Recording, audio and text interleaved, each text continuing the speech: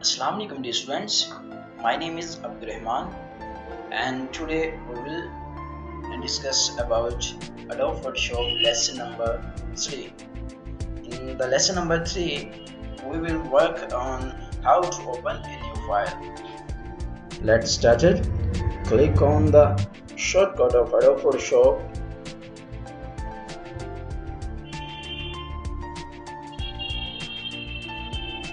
So last time we have worked on the interface of Adobe Photoshop.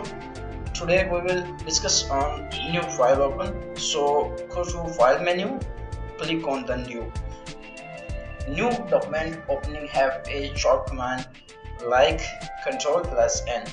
If you press the Ctrl+N, you can shortcutly open a new document. So I click on the new button. Here you can see the dialog box for opening a new file or a new document, a new working area. So first of all, you have select the name of document which you want to do work. So here I can type the name of file like file. So here I can change the file size. There is some standard size. If you want to make a different size, like you have required an other size which is not given in the list. So if you want to get a standard size, you can click in this list. If you want to find an other size which is not given in the list of standard size, so you can go back and you can change the dimensions from this menu, like width, height and resolution. We will discuss first of all width and its measurement units. You can also change the units of measurement. So click here. You can also change in the pixel, inches, centimeter, millimeters, points. So mostly used measuring units are inches and centimeter, or also millimeter. So I'm click on the inches and here I want to type 4 and then now press the tab, go to second cell and type 6. I have need a 46 inches size page. So I am changing second cell's measuring units. Click on the inches. Now you can see 46 size. Next we will discuss about resolution. Resolution is the dpi of your picture of your document. Resolution means your picture quality. If you make resolution highly, your picture quality became highly. If you make resolution low point, your picture has a low point quality. So normally used in Adobe Photoshop for every document, you can select the 300 resolution in pixel inches. Alright, so next thing is mode. In the mode, first of all we will discuss bitmap. Click on the bitmap mode and click OK. I have a bitmap file. This position cannot allow to come any other picture on it.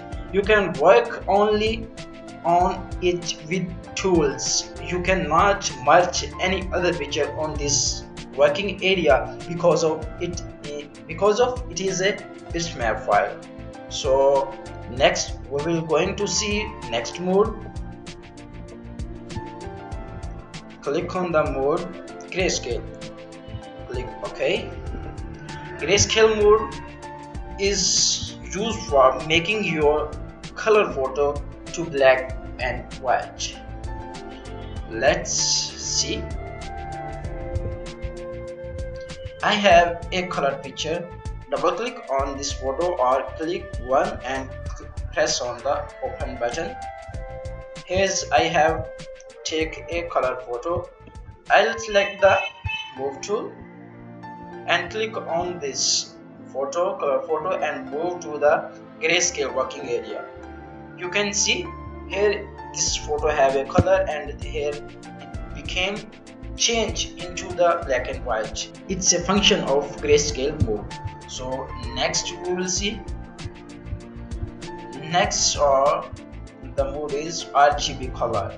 RGB color and CMYK color has same function and also lab color. These modes have same functions but a small little bit different. So I'm clicking on the RGB color and okay. Now I'm moving this photo into the RGB color working area.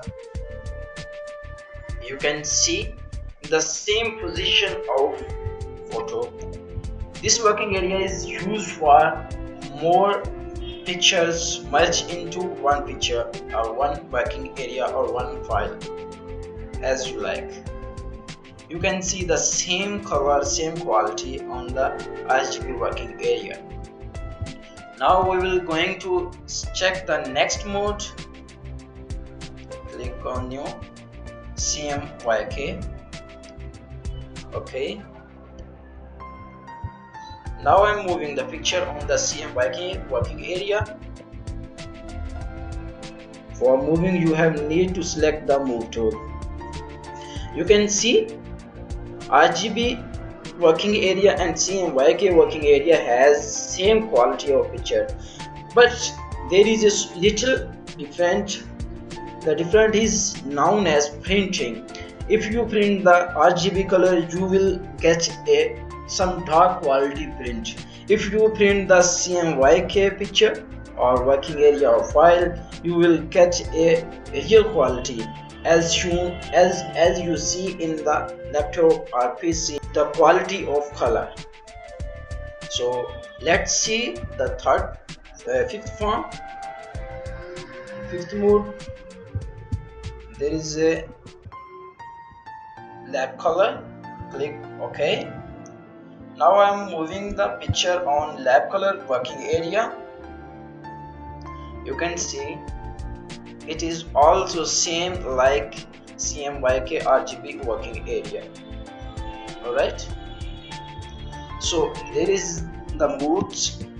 Now we will discuss next.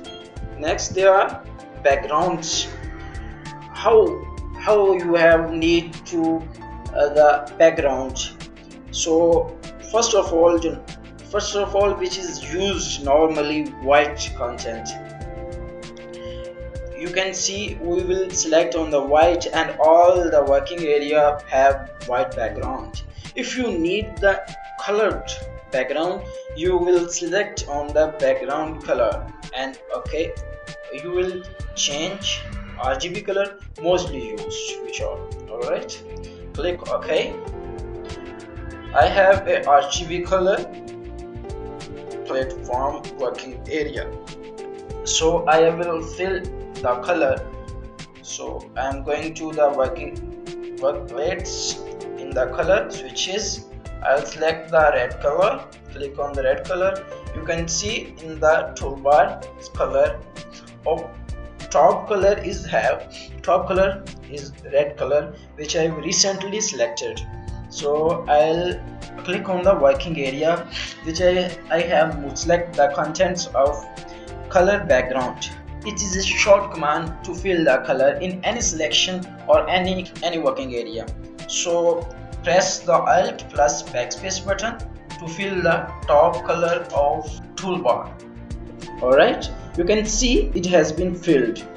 Alright, so we will discuss the next content. There is a next content is transparent, which is mostly used for making logo, PNG files or any document where you can no need of background. It will give you a platform, a working area without any background. So click OK. You can see this background fully transparent. This working area have no background. You can move any document on this area, working area, and it has no background. I also move this picture on this. You can see I have two picture move on this transparent working area and it has no background. Is it clear? We will meet in the next lesson. So you have need to practice for learn the better. If you don't understand anything, you can comment in the comment box and I'll try my best to reply your question. So take care.